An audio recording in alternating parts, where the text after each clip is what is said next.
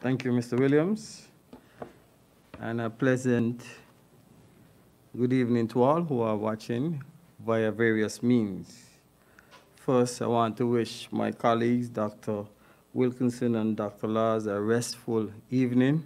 I know Dr. Wilkinson is listening because he already called me and told me the audio, that when he was not getting audio. So, Doctor, I know you're watching. And I also, Dr. Laws, I wanted to get some rest, but I can assure you she's home but working still.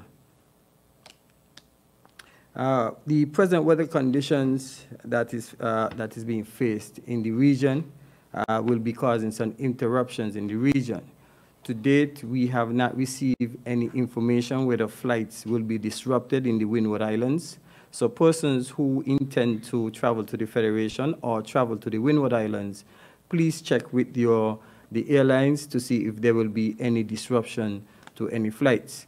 We have not received information regarding disruption to any flights that will be coming from the United States of America.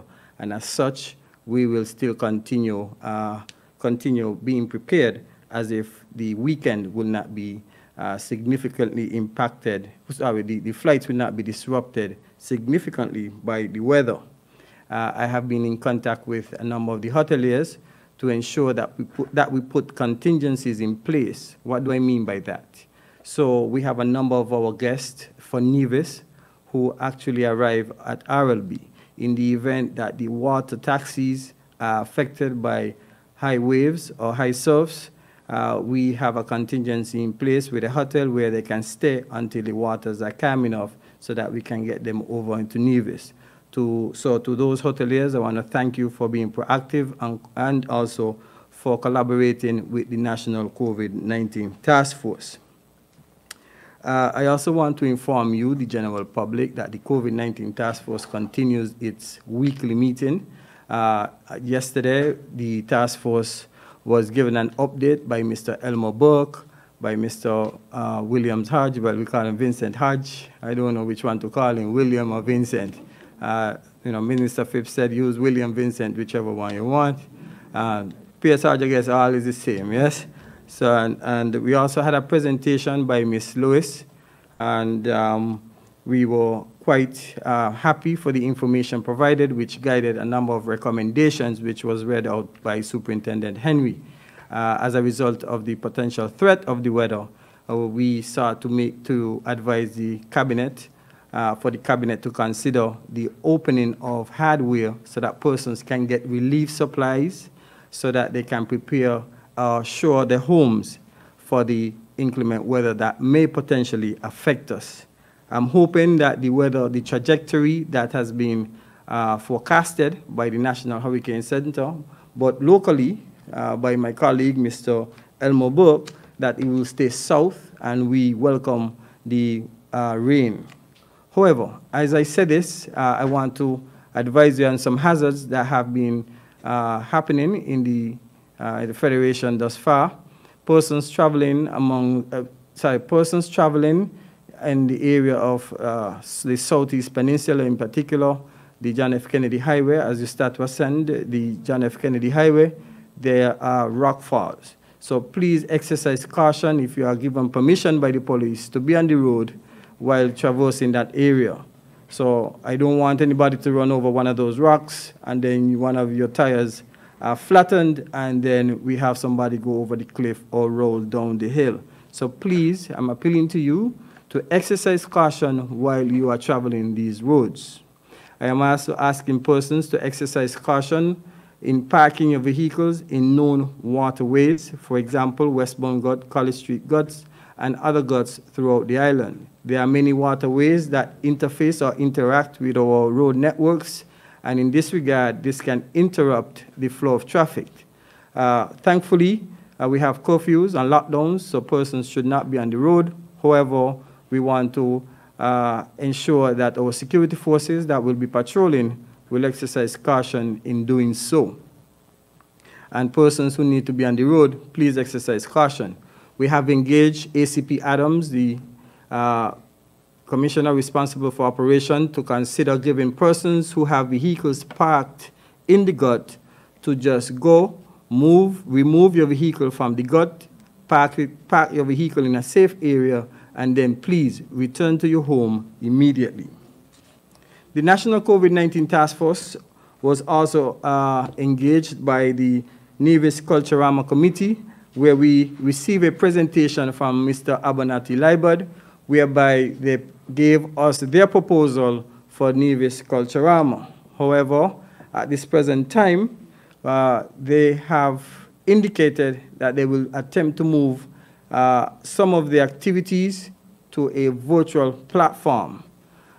In lieu of the information just received, we are going to have some further dialogue with the Nevis Culturama Committee as to the way forward regarding Culturama.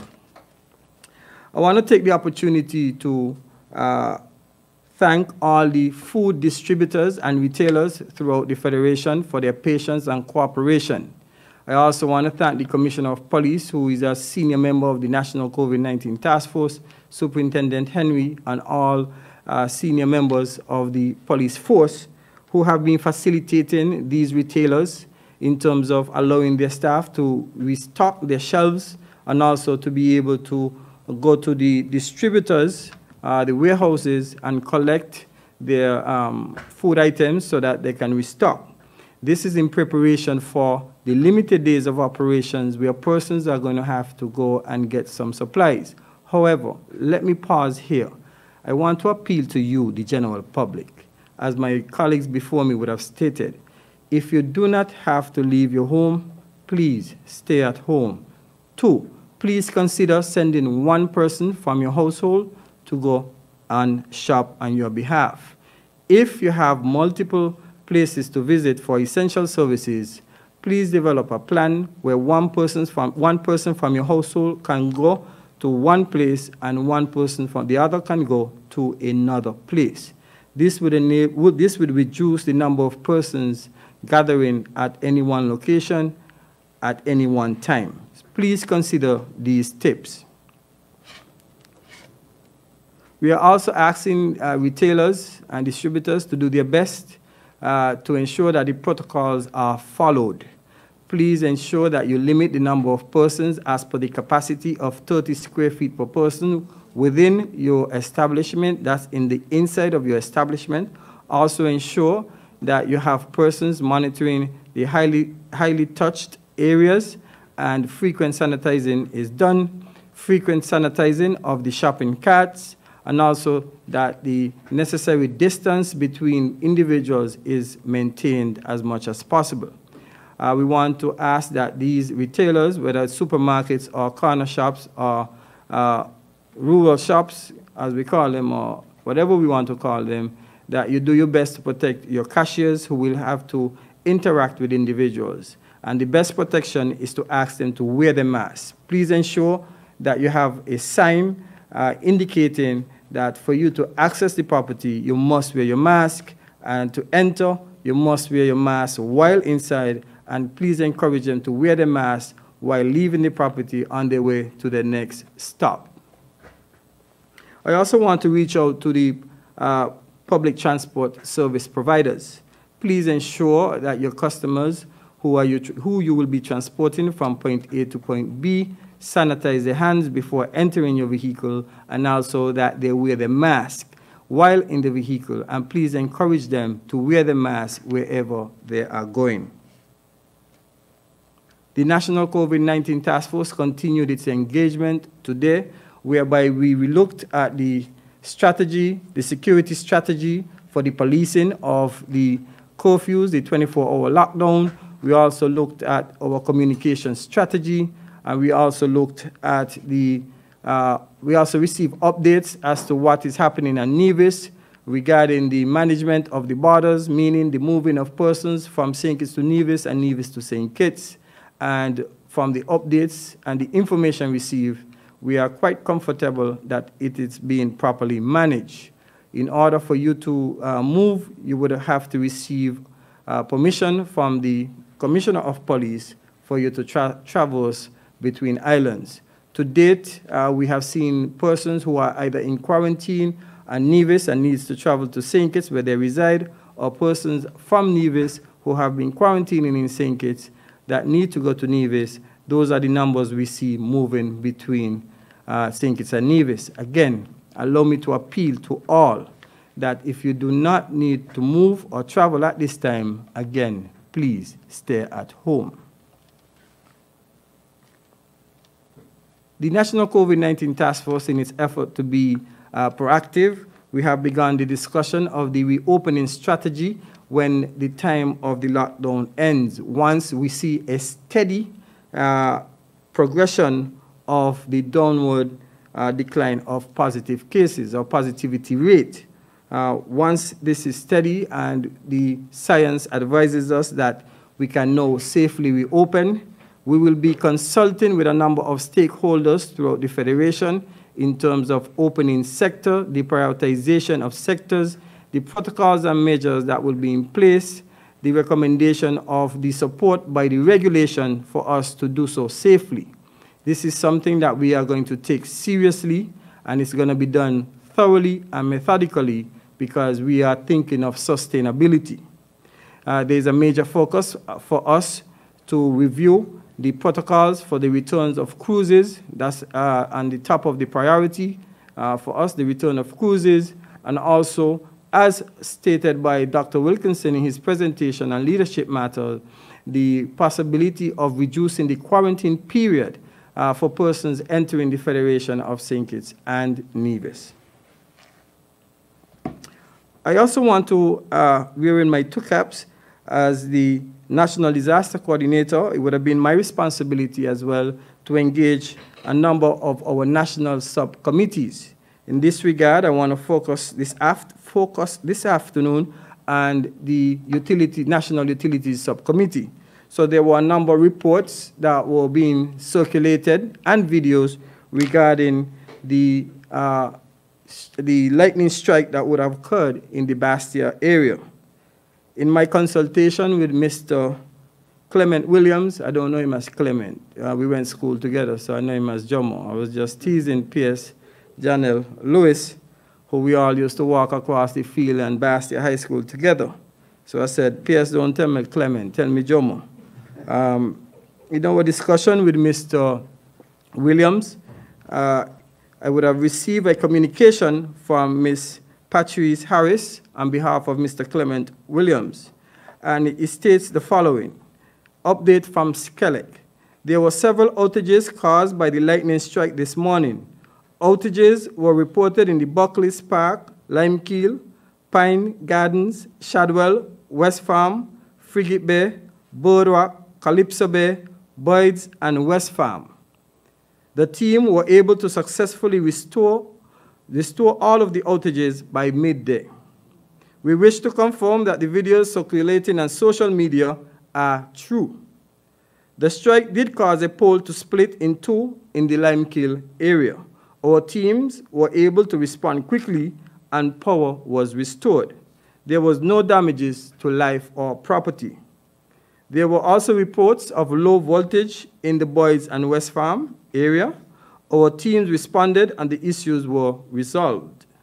We thank the public for their patience. We also wish to inform the public that the main office will not be reopened until the restrictions are lifted. As such, customers wishing to pay bills must do so through their banks, online, or over the phone. Again, in their advisory to the general public in terms of safe actions, Ms. Patrice Harris would have advised me that whenever there are instances of low voltages, in order to avoid damage to appliances, customers must turn off their main switch. Again, if you do not know where the main switch is, call a certified electrician. Where there is weather disturbances, it is likely to expect outages. So again, when we have weather system, please expect outages. So if you have the opportunity to become resilient, go and get yourself a generator. We need customers to call and report these outages so that our teams can respond when it is safe to do so. Again, we want to thank the general public for their cooperation and understanding.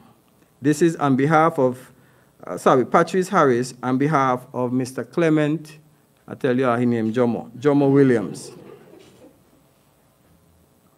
I also now want to basically advise you, the general public, and this is how the national mechanism functions. So I also receive reports from Flow, Digicel, and also the cable, our telecoms providers. Flow advised me through a submission by Mr. David Lake as stated by the following. On behalf of Mr. David Lake, General Manager, the senior management team and staff of Flow wishes to express their solidarity and support to the leadership of the COVID-19 task force and supporting teams including the NEOC, HEOC, NEMO, the Ministry of Health, and the security forces, who continue to do a fantastic job in providing steadfast leadership to curb the spread of the novel coronavirus. With respect to the lightning strike this morning, Flow is currently working on an assessment report to determine the number of customers that have been impacted. Some customers' modems have been damaged, and these will be replaced in a timely manner once a fault report is received.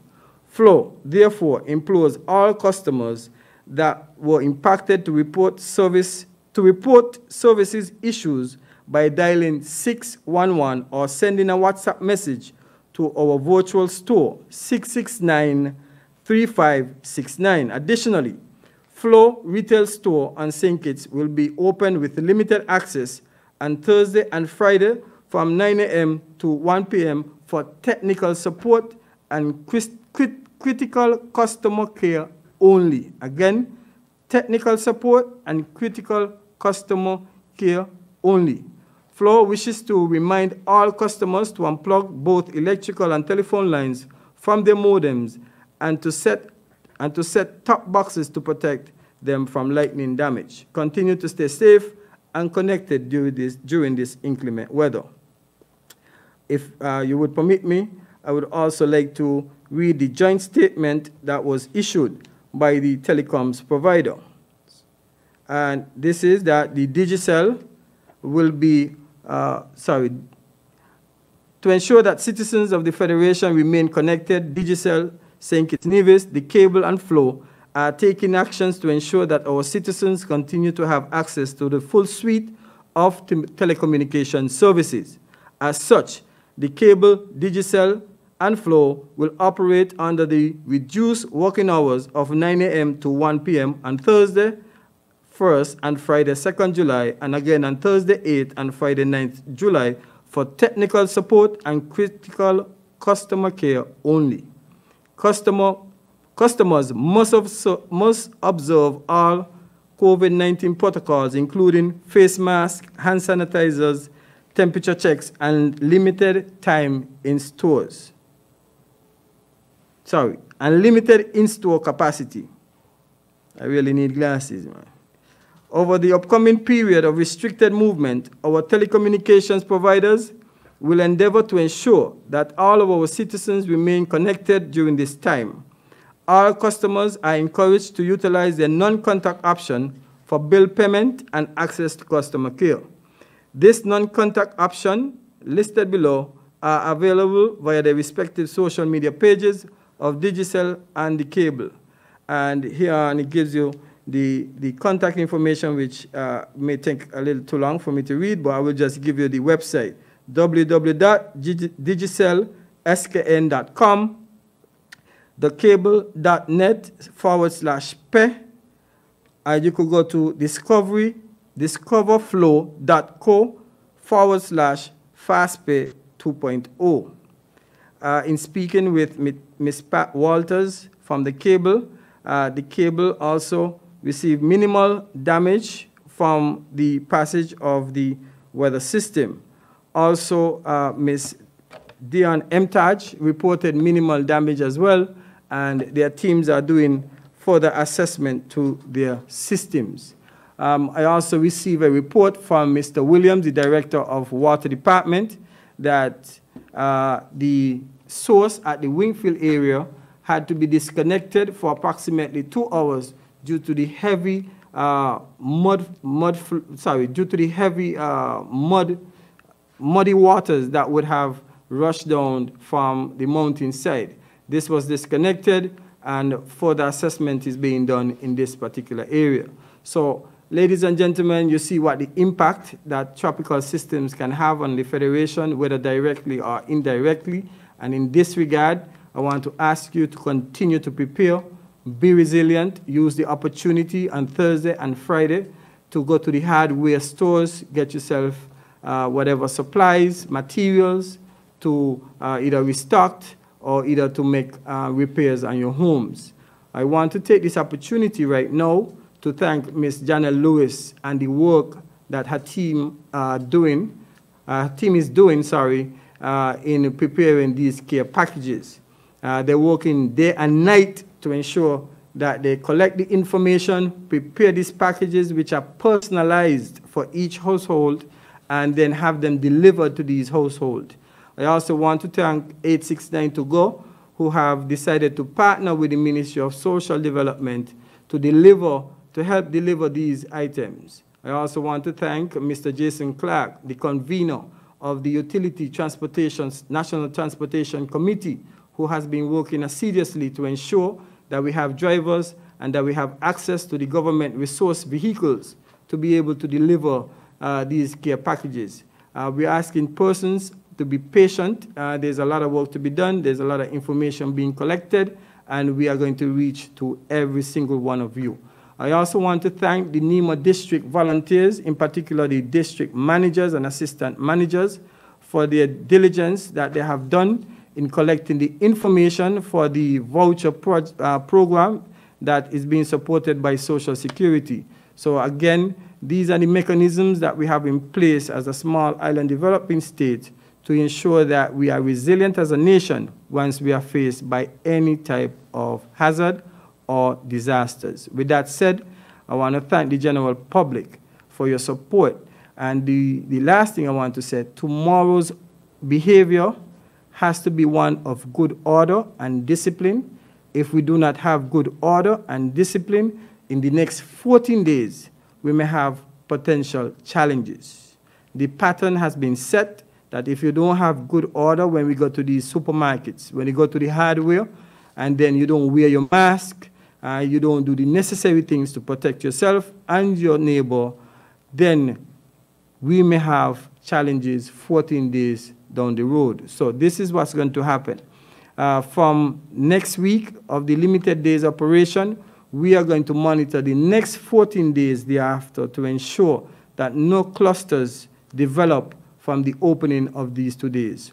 Once these clusters don't develop from those 2 days, and we continue to see the downward trend in positivity rate or detection of positive COVID-19 cases, and we don't have no major impact for any type of tropical activities from the Atlantic, then we can basically say we are heading in the right direction. However, the outcome of this is not dependent on no national COVID-19 task force, no government, or anyone else. It's dependent on the behavior that we display during these 2 periods of limited days of operation. I am soliciting your full cooperation for these periods. Thank you very much.